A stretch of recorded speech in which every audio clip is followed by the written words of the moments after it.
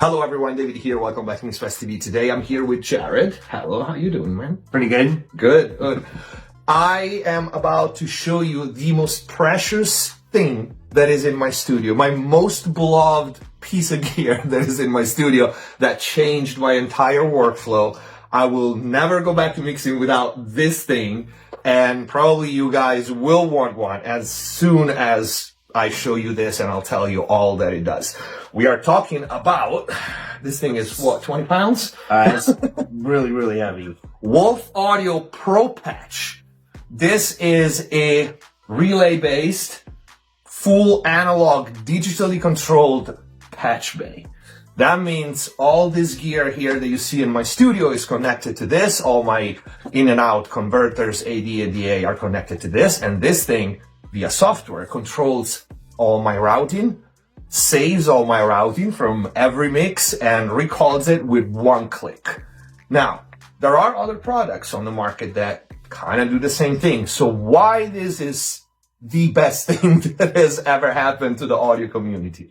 Because unlike anything else out there, we are talking about a relay-based unit. This thing has infinite headroom, is pretty much the equivalent of a straight wire connection for 128 channels we're talking about, right? 64 in and 64 out. Yeah. So straight wire connection, that means no crosstalk. That means infinite headroom. It means no fans inside, no noise, no nothing. This is literally like you have your gear connected to straight cables, but you can mix and match and create crazy complex routing, recall it with one click. You don't even have to remember what you had on your channels. You just recall the mix and everything moves. And I will also give you some ASMR because you need to hear the relays in action because it's an addicting kind of sound because of how much time it saves you. This thing is absolutely amazing. You can also connect microphones to it, right? Yep. So, phantom power as well. No problems with it. It's just a wire. So the phantom power, if you have a microphone connected, the phantom power is going to be coming from your mic pre. Yeah. Tell me a little bit about, like, for example, the front connection. What do we have in the front? Well, you've got 16 ins and 16 out TTs on the front. So this unit is 128 channels. So the back has got 96 channels laid out, just like a Switchcraft 9625. If you were to disconnect one of those and reconnect this, it would just work. But we then had an extra 32 channels of I/O that we decided to put on the front panel as TT jacks. Yeah. So what are the TT jacks useful for? Well, the major use case that we put them on the front is we expect that there's a lot of installations that are going to use this where they've got a whole bunch of TT bays, and they're not going to replace all of those. We have numerous installations where somebody has 6 or 7 96-point TT bays already, and they're clearly not going to replace that. So this just gives you 16 in and out channels to be able to get audio from those TT bays into the matrix inside this for all of the routing. Right. And then we have 4 combo jacks in the front. Combi jacks on the front are the inputs, and the TRS over here are the outputs. So, and they're normaled to the last 4 TT in and outs. So you can connect the microphone into that input and it will go straight onto the matrix. And then we have additional things and connections on the back. Yeah, so on the back, this thing is powered by USB. So you just use a USB brick, just like what you'd use to your laptop or your phone. Yep. You can actually use your Mac power supply if you need to power this. And then over here, we've got 2 Ethernet connectors. So one of them is how we do control. So you can connect this unit to your computer with the USB, or you can use the Ethernet connector. And then this one up here is labeled Dante because we're adding conversion to this box as well. So yeah. So what about the relay-based technology? How did it come to this? And tell me a little more about it. When we went to design this box, switching signals around in the studio, you can't do anything to those signals. When we went to figure out the technology to do that, there are analog chips that allow you to do switching. but they all have some inherent level of compromise, because you have to put active electronics in that signal chain to work around those limitations. And so the way to not have that is to do it with relays. And when we first looked at doing this box, we initially dismissed the idea of doing it with relays because you're crazy. it's an insane number of relays to pull it off. And ultimately, though, based on feedback from users, etc., in particular one who basically said, I will never use a box that I have to run signal through a FET, we took that and said, okay, if we have to use relays, could we do it? And the result is this box, which is, as you mentioned when you first picked it up, it's super heavy because the inside of this box has got over 1,500 relays in it. So it's basically just a solid box of relays. 1,500, guys. I want to reiterate. Yeah. It is really impressive. And in one rack unit, that's the crazy thing. Yeah. We filled the whole inside of the chassis with relays. And one of the cool things about there's two different types of relays. For one, you can do latching or not latching relays. We chose to use the latching relays because that means that you're basically only applying power when you make the switch. Gotcha. And if you pulled the power on this unit, it would not change any of the routes because they're latched and they won't change, which is pretty significant. And then the other advantage of that is that it doesn't require power to keep that path open. Exactly. So if it's not powered, the signal goes through. And it also means it takes very little power. Yep. Because you only need power when you're doing the switch and it doesn't generate any heat. So this is one of those situations where really it was like a win-win-win because it's better for the signal. It doesn't generate heat. It takes less power. No fan because it doesn't get hot. Yeah. It was just a practical reality of how you get so many relays in a box and who's crazy enough to pull that off, right? So, to highlight, I mean, just to hammer home what that means, the relays are not in the signal path. So the relays are making the switch kind of like to the side. Like if you think about like switching tracks on a railroad, the switch is over on the side. The trains are going across the track. So in this case, we switched, but the signal's going across that just like a wire. Yep. And it means that there's no electronics in the signal path. We don't affect that signal in any way. So that's why, for example, phantom power just goes right across it. It doesn't matter. And in fact, you can use this for non-audio purposes if you wanted to. You can use it for control voltage, anything that you want to send across that wire from an electrical standpoint, because there's just nothing that will affect that signal. That is a testament on how great, this build is and as pure of a signal as it gets. Yeah. This is an absolutely amazing unit. If you guys follow me, you know that I had this for a few months at this point, and we are actually in the process of swapping. There's actually two of these in there at the moment, replacing my previous, which was one of the very, very first prototype, I want to say, almost, right? And with the production model, like I said, it really became the most precious item that is in the studio.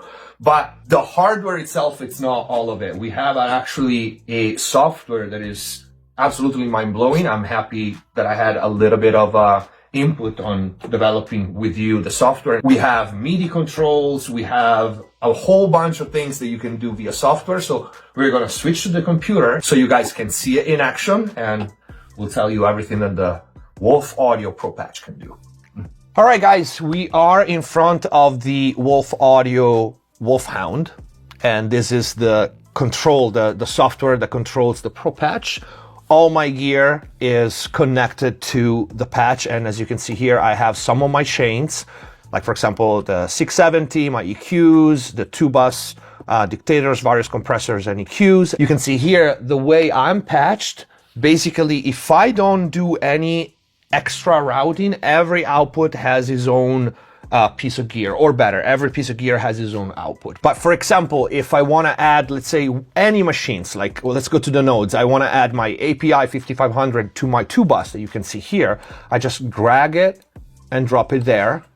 And you probably heard the clicks. That's my chain. I want to recall a mix that I did some time ago. I just go here, click, and all my routing is changing back to the mix that I had yesterday or last month. And you can create all kinds of chain. You can multi-signal, you can add whatever you want, you can change order, But you can also do a lot of very, very cool things. For example, I want you to show people the A/B chains. That's a very important thing, something that I use all the time. For example, when I have to select a compressor for vocals, but this is something that people can really use when they're recording. For example, they have, several chains. They want to try what's want to work best on that vocal or on that bass guitar. So here's your mouse. Show me the A/B chains, for example. Well, you have most of your stuff is currently in use. So let me just turn off a few chains. Yeah, you can turn off whatever you want. And then I have to figure out how to use your twitchy trackball. These nodes are what you put in a chain. Yeah. And our whole metaphor is you're making audio chains. They start with a source, they go to a destination, and in between the source and destination, you can have one or more, or zero, or one or more processors. Yep. And we can show later the different menus, like the sources, the processor, and the destinations. And so if you can use those in multiple chains, but of course it's a physical piece of gear, so you can only route audio through it in one active chain. Yeah. So what happened here, it popped up on the screen, is it said when we went to turn on this chain, that the EQ is already in use in another chain, so we're just going to deactivate it. So basically that EQ for this project, I had it on my 2-bus, and if we want to switch the channel where the EQ usually is, it will automatically deactivate it from where it was before, which is in this case the 2-bus. So now this chain is active, and we can go in here and we can create an AB group. We're going to go over here and we're going to drop something else in, and I can drag it, or I can just, because this chain is already selected, I can just double click it. And now you have an AB group. And so going back and forth between them is as easy as clicking.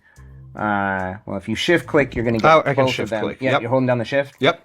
This is as easy as going back and forth between the two, is to just click those. And here's so for example, guys, let's say I want to test. In this case, we have, like, it's just random. We have an EQ and a compressor. But let's say instead of the 670, I would put there my mag EQ, right? Which is right there. We can probably do it. And now you have an ABC group.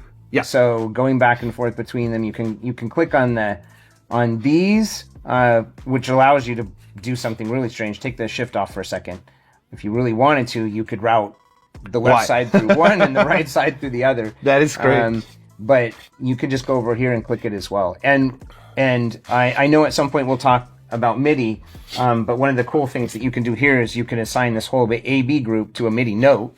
And then from that MIDI note, you can trigger the rolling through those. Wow. The key functionality with these AB groups is, and it allows you to do something that you could never do with physical patch bay, which is if you have 1, 2, 3, 4 compressors and you want to listen to a signal through those 4 compressors, if in a physical patch bay, you'd have to change multiple cables to do that audition. Right. And as we all know, if things take more than a couple of seconds, no, seriously, our brain forgets. Our brain forgets. Yeah. So you can't hear that difference.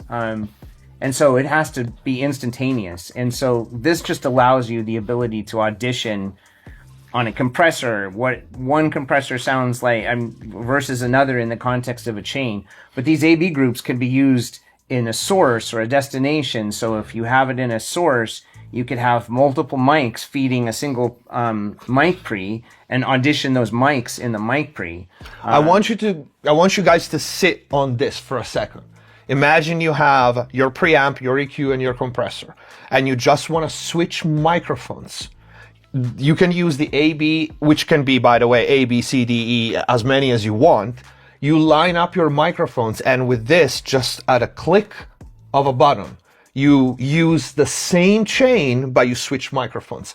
In the same way, if you have your microphone, EQ, and everything set up, and you want to audition compressors, you can do A, B, C, D with, 1176, Blue Stripe, Distressor, Fatso, whatever else you have in the chain. And this is priceless. That's why I know that the unit has a price tag. But if you are a professional that works with music, with audio, this pays itself in probably 2 months because of how much faster it makes your job, how much better. The fact that I can use my gear in ways that even with a regular patch bay, I just couldn't. Does make your job faster, but one of the interesting things about the A/B groups is it changes what people do. Yeah. So there are creative things that you would just never take the time to do. So for example, you could take one mic and run it through an A/B group where you've got three or four different microphone pre's in that A/B group. And in talking to people that are using ProPatches, one of the things that they consistently say is, it's changed the way that I do stuff, because there are things that I would not have taken the time to do because it was just too much of a pain that now I can do in a second. And so the whole creative process and the way that it takes all of the gear in your studio and serves that up for you to use, it just fundamentally changes the way that you interact with the gear that you have. 100%. And I can't stress this enough, how important is being fast and efficient in your workflow when you have so much stuff, when you're working on 4 mixes at the same time, when you're recording a full band, when you have so many things to handle. This really makes everything so much easier. And like you said, at this point, now you have the time and the means to try and do things that you just couldn't before, because it would take half a day just to do a couple of extra trial tests on certain things. And we did everything we could to make this interface as easy as possible. So for example, if I click this, I can just drag one of these out of the A/B group. I'll click this, I'll drag this out of the A/B group, and then I'll go over here and I will group it. And then you want to change the order, just drag it up, change the order. I want to go into the layout of the software or the controlling page. So we have at the top these 3 submenu, we can call it. We have the chains, we have the nodes, and we have the configuration page. You want to tell me a little bit about these 3? Sure. So, well, I'm going to start over on the config. Yep. So the config is basically where you set up all the stuff that's connected to your machine. So, or connected to the ProPatch. ProPatch. So over here on the left is a browser that represents all of the devices that you've connected. Some of these are pretty straightforward. So for example, this 670 is basically a stereo processor. Yep. So you're going to use that between a source and a destination, and it's just got one node that represents the left and right side of that. A more complex one is going to be this Mo2 down here. This has a whole bunch of nodes. There's a node for all of the mono sources, and then I'm down here, I'm guessing you have it set up. Yeah, you have a node for all of the destinations as well. So what you do is you go in and you define the devices that are connected to the ProPatch. Right. And then you go in and you define the nodes, which are basically representations of how the ins and outs of that device are going to be used in a chain. Right. And then you assign the ports. So the back of the unit is labeled A 1 through 8, B 1 through 8 for both the source and destination. Mm-hmm. So you just go through, define all of your nodes, associate it with all of the ports that you're using. And also you can see we have tags. So yes, this is your raw list where everything is in there. So my converters, my EQs, my compressors, everything that is basically in my system connected to the Wolff patch. But if you want to look for something specific, you can look just and click DA and it will show you only the DAs. You can click just the EQs and it will show you only the EQs and so on. So you can add tags to quickly find whatever either processor, type of processor, AD, DA, everything that is connected. Yeah, and I will say there's a search bar that's here in all of 3 of the tabs, and when you go in the search bar, if you type in, let's go for the Fatso, it's just a text search filter, so it will find stuff across all of the different places where there's text parameters for all of these different things. So it's just a really quick way to find things. We have then the nodes submenu, we call it. Yeah. So the node submenu, when you're in config and you've configured and you've assigned a port to a node, it will then show up in your nodes. Right. And these are all of the different things that you can use in a chain. This is the page where you drag and drop things, right? So like we showed before, we dragged a bunch of things like in the A25 chain, you can drag and drop and move things around. So there's three sub tabs in this section, which are sources, processors, and destinations. So if we click on sources, here's all of the sources that are in the hardware configuration that David set up. Yep. Then you've got processors, and then you have all your destinations.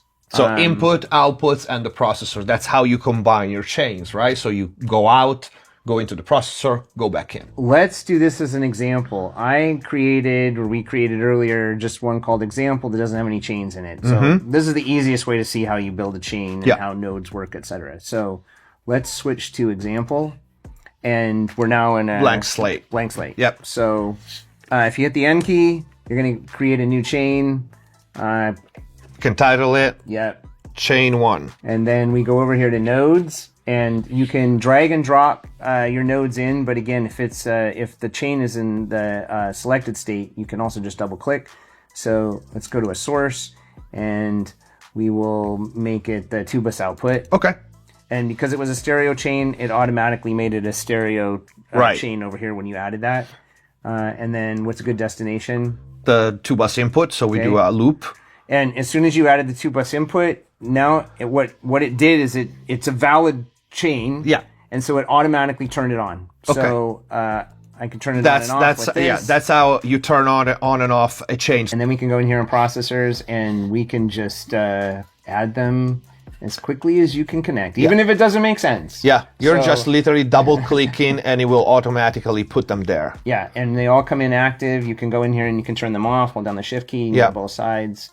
You can change the order, like we said. Yeah, change the order. Then this chain, now when you go over here to the chain tab, shows up as chain 1. Right. And this will be where all of your chains are. You can turn them on and off over here. You can hide them over here. You can search like the other. So for example, if you have vocal chain artist X, you can just search it there and it will appear and it populates on this side of the screen. And so while you're putting together the way that you want to work, here's a little tip that you can use. If you go over here and you hit duplicate, you're going to make a copy of that. So if I turn it on, it's going to say, oh, you got a lot of conflicts. Yeah. Because, of course, it's a copy of the exact same chain. Now I can switch to this. Nothing happened because it's all the same stuff. But here's an interesting thing. If I go in here and I reorder some of these, now these are not the same because we've got different orders of the devices in the chain. Right. So we have this concept of something called a normal. So when you click the normal, what it's basically saying is this is like the default path. And as long as none of those nodes are in use in something else, this will be active. Right. But what's really clever about this is that a normal, just like you can in a regular patch bay, when you plug in a patch cable, you break the normal. Right. And so now we've got 2 different chains. The processors are in different order. And if you want to A/B between those 2 to know what it sounds like, when we turn this one on, it will break the normal. And it doesn't prompt you that asking if there's conflict. Yeah, exactly. So this is another amazing way to quickly audition different, even in this case, just order of things with just one click. And when you turn it off, it's like pulling the cable out. Do we want to touch on the mult? Oh, sure. So if we wanted to create a second path out of this, we could go to here and select mult. And now we've got this signal path, but we also have this signal path as well. So we can go back to nodes, go to destinations. Let's just bring it in Mo2 16. Bring it in this one, and bring it in this one. I have them backwards. You probably do it the other way. It doesn't really matter. It doesn't matter. It's just an example. So now the signal is going out of the 670 and into the Mo2. And over on this side, if you wanted to have other processors over there, you could pick up this processor and drop it over there. And of course, the main chain is still going. This is a mult, right? So for people who are not familiar with the mult, it would be a parallel chain that runs in parallel with the main one. So, and you can do this. Yeah, here's an interesting thing. If I can turn this output off. Yep. And this one is still active. Yeah. So the software is just always keeping track of ensuring that your routes are legitimate and functional. We have the mute button in this new... the mute button is the global mute. Yeah. So... just in case you have a crazy feedback or something is off. there could be all kinds of different reasons for that to happen, but at any point in time, if you need to, and again, this is one of those things you can automate with MIDI. So you could stick it on one of your Stream Deck buttons. Yeah, so exactly. I was about to say, I don't know if you guys can see this, but I have a Stream Deck. I did a video on it. The MIDI can also be controlled with the Stream Deck. There's also it's called Studio, I think, is a rack version of the Stream Deck, and you can control everything that you can see here. So you can have all your chains at the physical push of a button on the MIDI controller, which can be any MIDI controller, which can be a Stream Deck, any MIDI. It will trigger and control this. Or your DAW. Or any automation software. Yeah.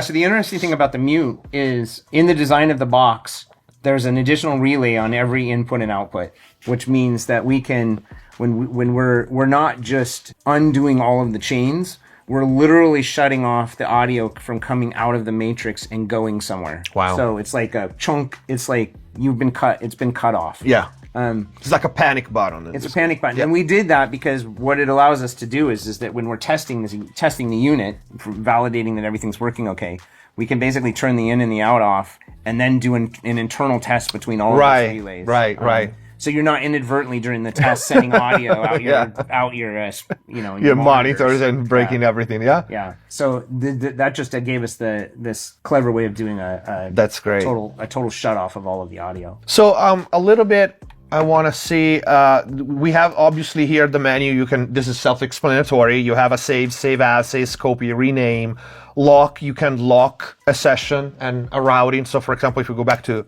the mix that we were before, if I want this to be locked and nobody to touch it, I will click lock and nothing is going to change. Nobody's going to mess with my session, just in case you share the studio with somebody and everything else. But even if someone touches anything, again, this is full recall. We got the MIDI.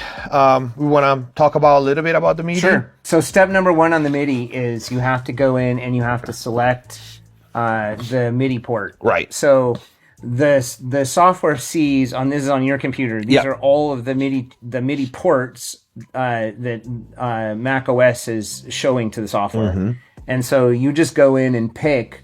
I see you have a bunch of SoundFlow stuff. Is that how you use your Stream Deck? Exactly. Okay. Yep. So you just go in and pick whatever port you want to listen on for incoming MIDI signals. So I'll just select this. When I did that, the MIDI changed now. Ungrayed out. Yeah. This is pretty much similar to how Ableton uses it, for example. When I click on this MIDI button, what happens is everything that you can assign a MIDI value to in the interface is highlighted and starts to blink. Wow. And I can go in here and click on this, and as soon as I do, it's going to start blinking fast. Yeah. And so that means that's now in MIDI learn. Right. So it is waiting for you to give the MIDI signal for it to learn. When I click this button, do that action on that specific thing. And one cool thing is you can do more than one thing at a time. Oh, so wow. if I click this, they're now both in MIDI learn. And what that means is that when you send that MIDI note to it, it enables you to, for example, set up complex mutes or active and inactive states. Right. So you could turn off 4 chains at once if you wanted to, right? Wow. This goes also if I have a complex chain and for example I have 5 machines and I want to bypass 3 of them, I can also select those 3 and just hit a button and bypass and unbypass those 3 in one click, right? Yes. And everything that is MIDI assignable, you can also just go directly to it, go to the MIDI menu. These are all of your channels. Yeah. These are all of the octaves for the MIDI notes and the notes. So if I select this, now when I go click on it again, you're going to note that it's showing assigned to the channel and the MIDI notes. Yeah. So, and I could go to assign the same thing here. When you go to the MIDI manage, I go to MIDI manage. This pops up the MIDI manager dialog. Oh, that is a cool thing. I remember you showing me. Because the MIDI is new for me too. Because it was like the latest update. So this is basically everything that can be assigned a MIDI note. And it shows you what MIDI note is assigned. So this is the one we just assigned. Right. But you can go here to figure stuff out as well, including, and you can hit learn, which will put it into learn mode. You can go directly assign these things. This is showing you everything that could have a MIDI note. I click on it once, it shows me what's assigned. I click on it again, it shows me what's not assigned. And I click on it to go back to all. Wow. So it's just a really easy way to manage what you've assigned MIDI notes to or not. The primary reason that we put this in is for automation. Right. Because and automation in there's automation in two different senses. There's automation that you might do in the context of changing things in a session, like like you could in your DAW session put in changes because you wanted to in this section use a different set of things. You could do that, because you could just put that in, trigger it in as the session as it's playing. But the other one is to just use it in the context of shortcuts, or like somebody who's doing mastering can use one of those Stream Deck Studios and set it up so that they've got all of their stuff just on a button. And so they don't even need to, once they have that set up, they wouldn't even need to use the software anymore. Yeah, exactly. They could just do it right from their hardware controller. Yeah. So if I understand correctly, because like I said, the MIDI is new for me too, we can trigger anything, right, via MIDI also from our DAW, right? So let's say this means that if, for example, I have a song, and I want compressor X to only come in the hooks, I can automate the MIDI note from my DAW, and this will automatically put that compressor on the hook using the Wolff. Yeah. I don't know if you understand, guys, how this changes. So this basically works like, when you bypass and unbypass plugins in your DAW, this will do it with hardware.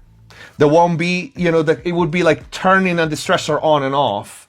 But in this case, you turn it in and out of the chain with no clicks, no nothing. You just automate the MIDI and it will just do it on your session. And again, it will be recallable just like we do with plugins. That is absolutely insane. Yeah, the MIDI stuff is really cool. Yeah. One of the nice things about using MIDI in like an A-B group is instead of, in that A-B group, you had A, B, C, D, or whatever. You would go in and you'd select A, B, but you have to look and select that, right? Yeah. You assign that to a MIDI note, and now you literally can just close your eyes, and it will just cycle through it. Yeah. Yeah.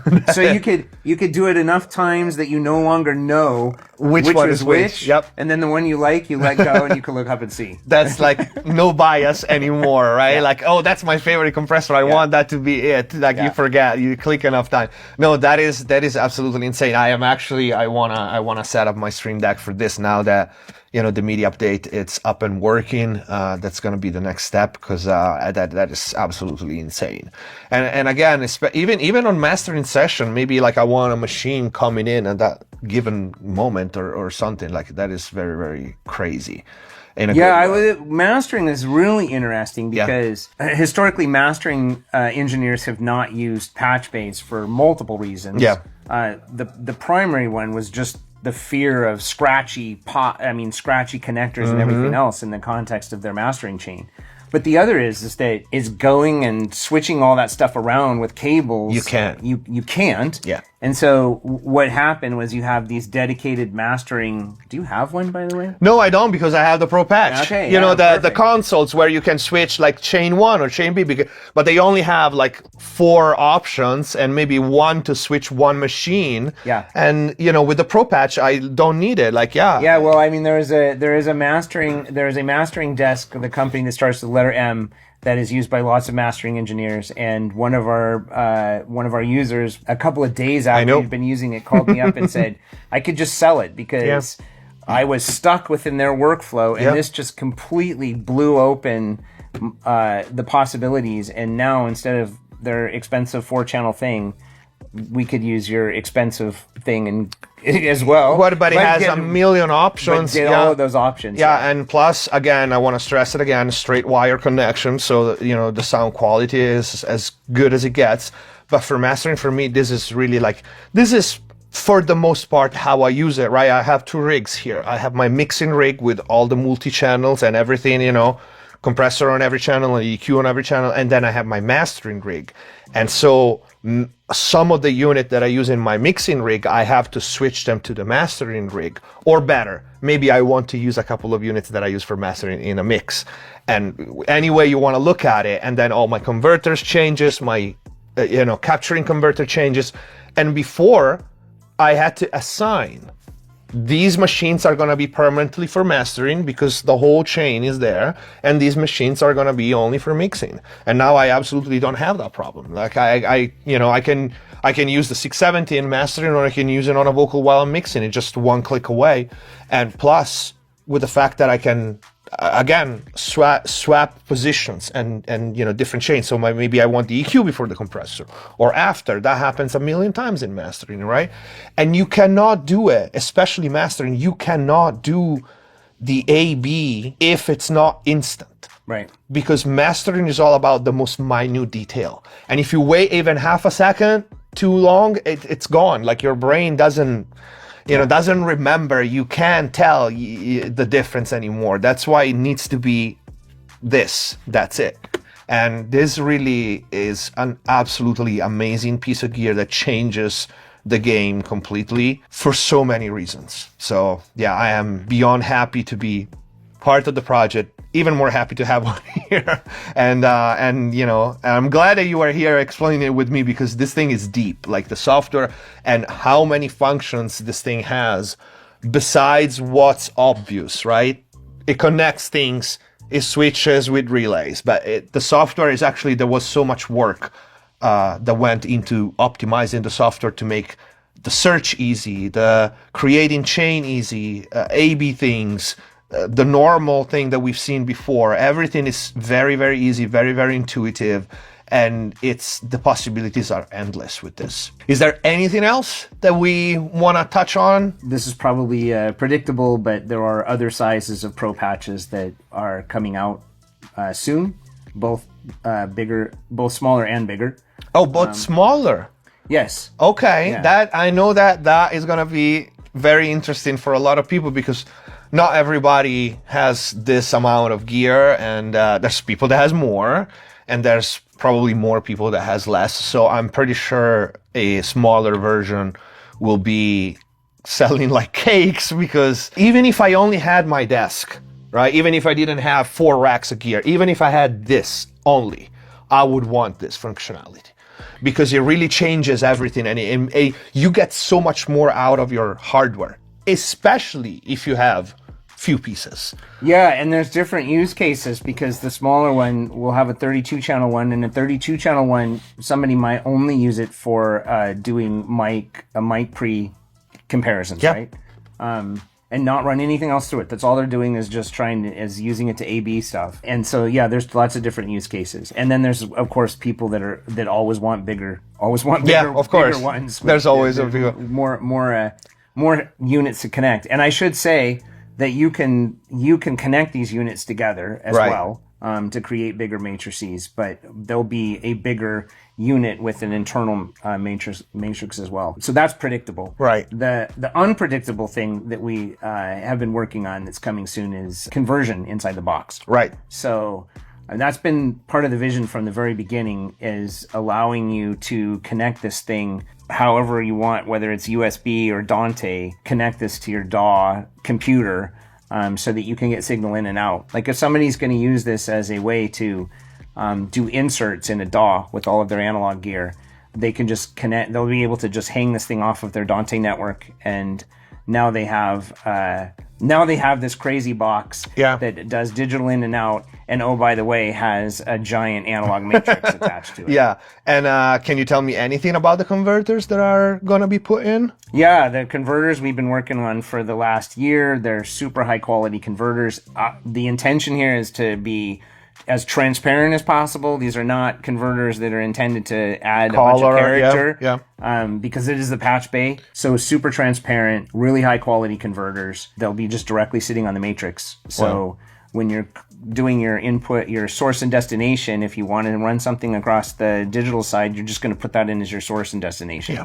So we have tried to make the software like so easy by thinking about it as just signal chains. Yeah. Where's the audio coming from? Where's it going? Yeah. And we had a good team of people, giving feedback. Some big names were part of this project. And if you want to give a shout out to, the guys, Vance or anybody. Well, I mean, Vance has had a lot of influence on this because he was the aforementioned person that with some spicy language. That I will never ever run my audio through a chip. Very advanced, But yeah, we've had this in Pete Lyman's mastering studio. Yeah. And we've just had it in a lot of people where they were never going to do this until they could get relay based. And that's exactly why I wanted to mention this, not to name drop, but to let people understand that this project came to life from direct feedback of those people who were skeptical about this type of system. And because in the end, I mean, I know it's kind of an obvious thing to say, but the patch bay ends up being like this thing in the middle of all of the signal flow in your studio. If there's any job that it has, it cannot affect the signals. Yeah. Because there's lots of gear where the connection between the two pieces of gear is that electrical connection has to be a pure electrical connection. There could be problems. If you have buffers or any active electronics, different impedances. You're gonna change the nature of that connection. And absolutely. And I always say to people, your chain is as strong as your weakest link. And, if the patch bay is going to be your bottleneck, then your entire studio is crippled. And this is such a revolution. I don't think I need to add anything because, it speaks for itself. I'm blown away. And I think you guys, you will blown away after seeing this video because this thing is extremely impressive and it's flawless. We can probably say that we hit all the points and we said everything there is to say. Yeah, I mean, there's subtleties in how the interface works, but all of that stuff you can get through documentation. Yeah. Thank you, Jared, for being here with me. Thank you. Explaining it. And by the way, if you guys have questions, of course, leave them in the comment down below. And if I can't answer, I will call him and ask. I will answer. I will bother him.